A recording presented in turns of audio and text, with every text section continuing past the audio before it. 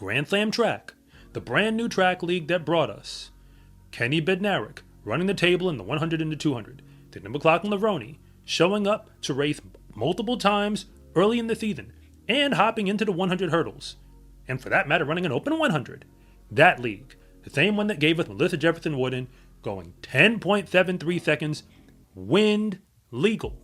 Again, this early in the season, that league is effective. Michael Johnson had one simple goal: save track and field.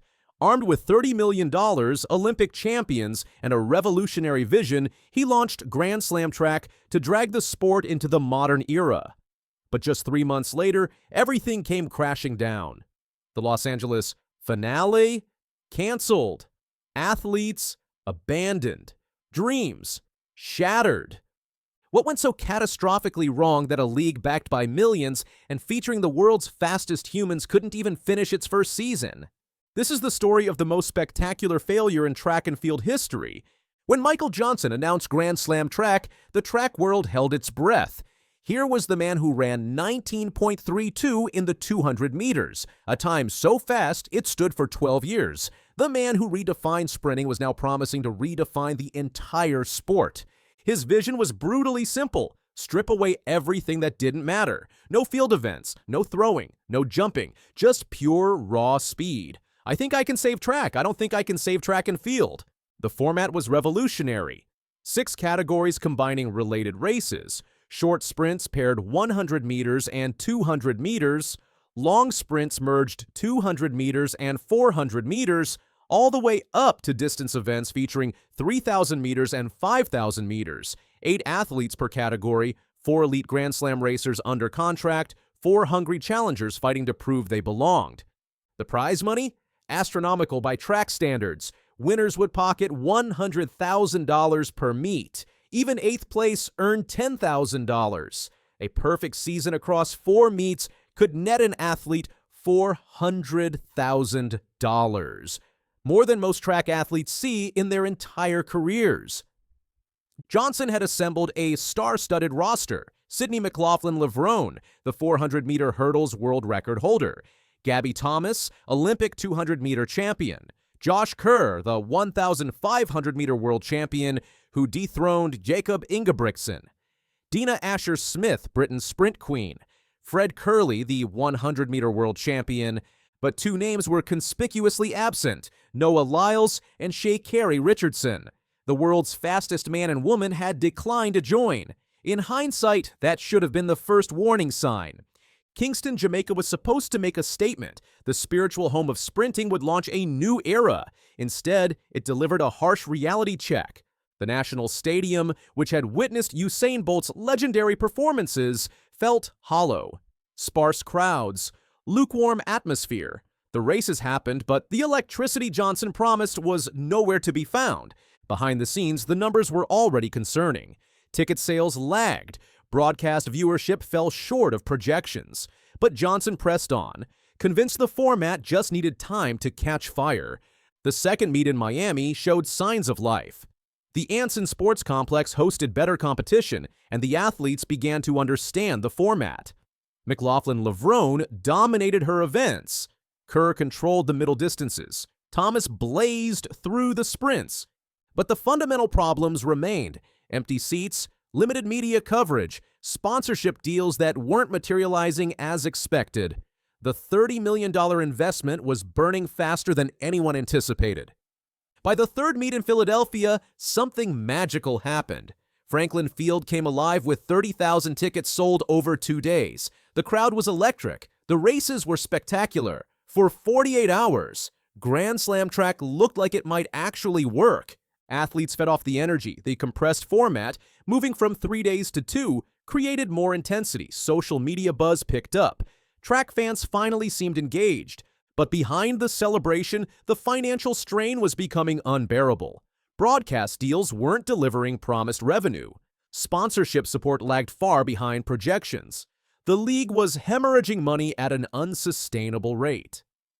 Then came the Los Angeles finale, scheduled for June 28th to 29th at UCLA's Drake Stadium. This was supposed to be the grand conclusion, the city that would host the 2028 Olympics, embracing track's future. But as the date approached, red flags emerged everywhere. No challenger athletes were announced. The marketing machine went silent. Insiders whispered that something was seriously wrong. Then, just weeks before the event, Michael Johnson made the devastating call that would end everything. In a Zoom meeting with stunned athletes, Johnson delivered the news. Los Angeles was canceled. The economics of the event, combined with a disastrous lease agreement with UCLA, had made it financially impossible to continue. The immediate cost? $2.8 million in unpaid prize money and travel expenses. But the real damage went far deeper. Athletes who had structured their entire seasons around Grand Slam track were left scrambling. Many needed those Los Angeles qualification points for upcoming world championships. Instead, they faced an empty calendar and broken promises. Fans felt betrayed. Now they were scrambling to help displaced athletes find alternative meets.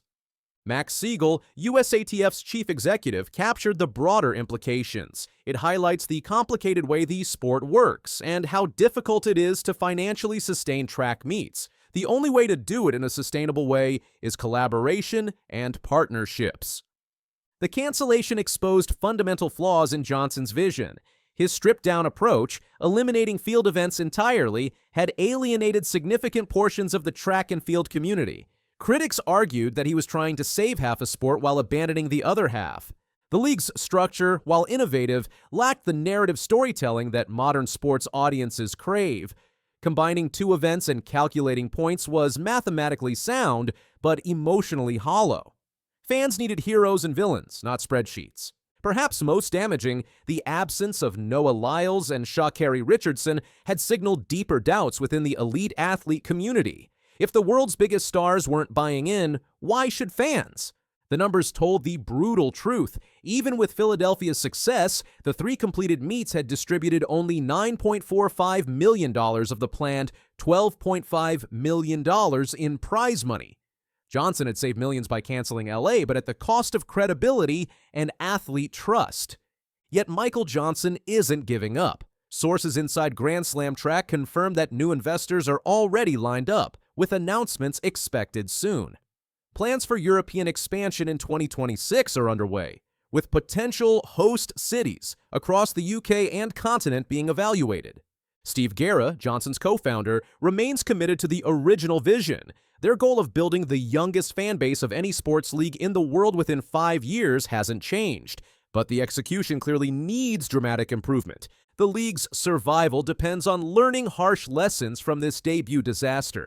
Fan engagement, athlete visibility, and global media partnerships must all evolve. In an entertainment landscape dominated by streaming giants and global sports leagues, simply offering fast races isn't enough. Track and field desperately needs innovation. The sport has long struggled to maintain relevance outside Olympic years. A successful professional league could fill that gap, but only if it's done right. For Johnson, this is more than business, it's personal. The man who redefined what was possible on the track is now trying to redefine what's possible for the sport itself. The first attempt failed spectacularly, but the need for change remains urgent. 2026 looms as the ultimate test. Johnson gets one more chance to prove his vision can work. The clock is ticking, the money is burning, and the sport is watching. Because if the second swing misses, there might not be a third. The question isn't whether Grand Slam track can rise from the ashes, it's whether Michael Johnson's dream of saving track was always destined to become its biggest nightmare. What do you think? Can Johnson fix this disaster, or is Grand Slam track doomed? Drop your thoughts in the comments below, and if this story shocked you, smash that like button and subscribe for more explosive track and field coverage. And looks like Braden Williams is going to get that 9.99, ladies and gentlemen. It is a 2.6 wind, but it says 9.99. What you know about that? That is a Texas wind. However, that boy excited. Braden Williams.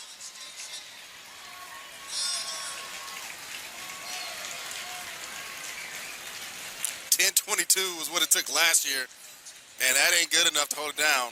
What if the fastest sprinter in America right now isn't a pro or even in college, but an 18-year-old high school senior? A name you might not know yet, but one that track fans are shouting from the rooftops, because this kid didn't just break records, he obliterated them. He's not just fast, he's history-making fast. Born in 2007, Braden started his sprinting journey at Waxahachie High School in Texas. He ran a solid 10.72 seconds in the 100 meters as a freshman, a strong start for any young sprinter, but what happened next wasn't just improvement, it was a transformation. In 2023, Braden transferred to Duncanville High School, a powerhouse in Texas athletics. That move changed everything. With a top-tier coaching team and a competitive environment, Braden began tearing through personal bests and soon national records. By 2024, he was already catching national attention. At the USATF National Junior Olympic Track and Field Championships, he clocked a win-legal 10.14 seconds in the 100 meters. That wasn't just the fastest time in his age group, it was the third fastest wind-legal time in Texas high school history. Only legends like Matthew Bowling and Derek Florence had ever gone faster. People were beginning to ask, who is this kid? Then came March 20th, 25, the Texas A&M Blue Bonnet Invitational. Braden stepped onto the track and exploded off the blocks like he was shot out of a cannon. When he crossed the finish line, the clock read 9.99 seconds. Wind aided? Yes. But still, he became just the fourth U.S. high schooler ever to break the 10-second barrier under any conditions. That kind of time usually comes from seasoned professionals, Olympic medalists. Braden? He was still worried about homework and prom, but Braden wasn't done shocking the world. On April 18th, 2025, at his regional high school meet, Braden ran a time so fast it made people question if the clock was broken. 9.82 seconds. Let that sink in. 9.82. Faster than most Olympic finalists. Faster than most college stars. Faster than any high schooler. Ever. Yes, the wind reading was plus 6.0 meters per second, which means it won't count as an official record. But that doesn't take away from the jaw-dropping fact. An 18-year-old high schooler just ran a time that would place him among the top sprinters in the world.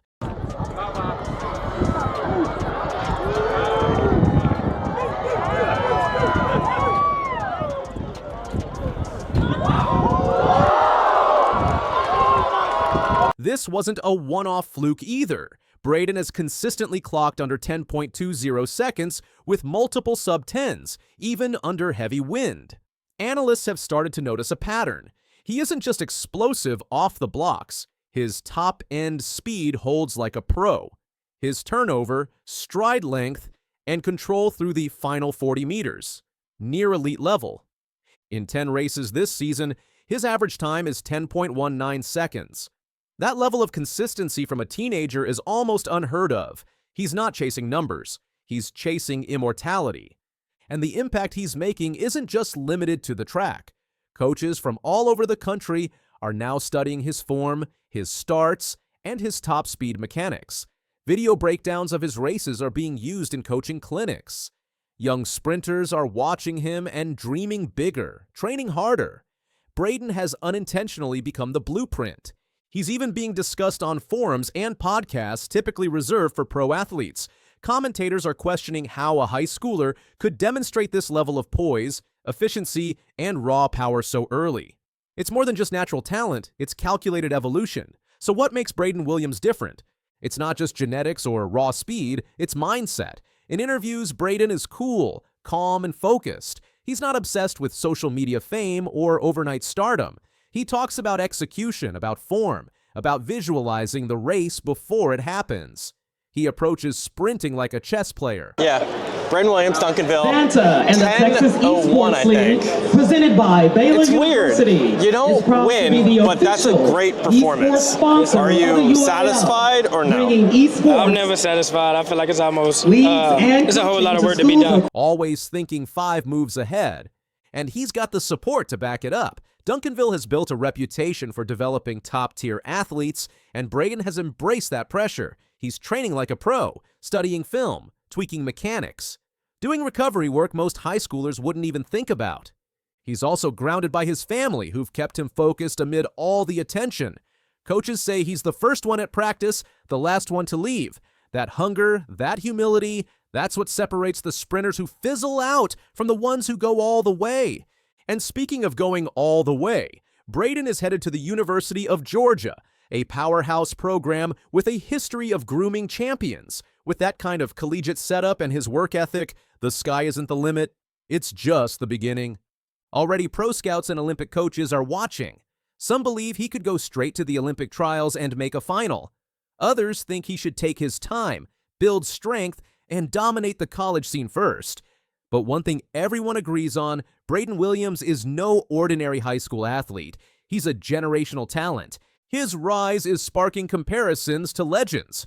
When Matthew Bowling ran sub-10 as a high schooler, the world stopped. Braden is now in that same league, maybe even beyond it. His times, consistency, and form are all pointing in one direction: global domination. Track and field has always been about moments, flashpoints, a single race that makes you go, "Who was that?" For Braden, that moment has already happened. And the scary part? He's still improving, still learning, still growing. The sprinting world is evolving. New names are emerging, but few are doing what Braden is doing at his age. He's not just a name to remember. He's the name to watch. Because when you run 9.82, wind or not, you've already crossed the line most dream of. You've told the world, I'm here, and I'm not slowing down. So what comes next? With state championships on the horizon and college just ahead, Braden's schedule is stacked. He'll likely face tougher competition, bigger stages, and more scrutiny. But everything so far suggests he's ready. Ready to challenge records, ready to break expectations, ready to change the game. So keep your eyes on the starting blocks, because the next time Braden Williams explodes down the track, it might not just be a high school record falling. It might be the sound of a new era beginning. And if you blink, you'll miss it. Think Braden's just getting started? Hit that like button, drop a comment, and make sure you're subscribed, because this sprinting story is far from over. Murphy, but here comes Gout Gout. We knew we'd see this in the final 50, so let's watch the young superstar rise. He's flying. He will be Gout of this universe. He broke Usain Bolt's record at just 16, then ran a 200-meter so fast it shouldn't even be possible. But the craziest twist? He didn't even win the spotlight for the race. At just 17 years old, Gout Gout did something most sprinters only dream of. He ran faster than a young Usain Bolt. But that's only the beginning of the story. In a whirlwind of trackside drama, record-breaking performances, and Olympic dreams, this teenage phenomenon from Australia is turning the sprinting world upside down. Born in Queensland to South Sudanese parents who migrated to Australia in 2005, Gout's rise has been nothing short of meteoric. With a name that's impossible to forget and speed that's impossible to ignore, Gout became a household name almost overnight. And it wasn't just because of his talent, it was because he dethroned a legend. At the Australian Schools Championships in Brisbane, Gout stunned everyone by running the 200 meters in a blistering 20.04 seconds. That wasn't just fast, it was history in the making. That time didn't just break personal bests. It smashed two major records: Usain Bolt's under-17 world mark of 20.13 seconds and Australia's national record of 20.06 seconds set by Peter Norman back in 1968. In one unforgettable sprint, Gout etched his name into two record books, proving he's not just fast, he's historic. Go here, Gout Gout. He's already got the stagger, so he moves right on past Chase Grant, and now we really start to open him up. So let the legs loose and let the kid run. He is absolutely gone. He is Gout of this world. But he wasn't done yet. At the 2025 Australian Athletics Championships in Perth, Gout lined up for the 200-meter final with one goal: to go even faster. And that's exactly what he did. He crossed the finish line in a jaw-dropping 19.84 seconds. The crowd went wild, the cameras flashed, and commentators were nearly speechless. It was the kind of moment athletes train a lifetime for. But there was a catch. We knew we'd see this in the final 50, so let's watch the young superstar rise. He's flying. He will be Gout. It says, hey world, this is me. The tailwind during that race was plus 2.